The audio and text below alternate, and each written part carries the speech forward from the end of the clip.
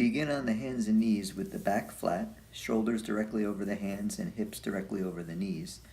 Slowly raise the left arm and right leg until horizontal with the trunk. Maintain a straight line position with the trunk, upper extremity, and lower extremity. It's important to avoid trunk rotation and not allow the back to arch. Hold this position for 2 to 3 seconds, then repeat with the right arm and left leg alternating sides with each repetition.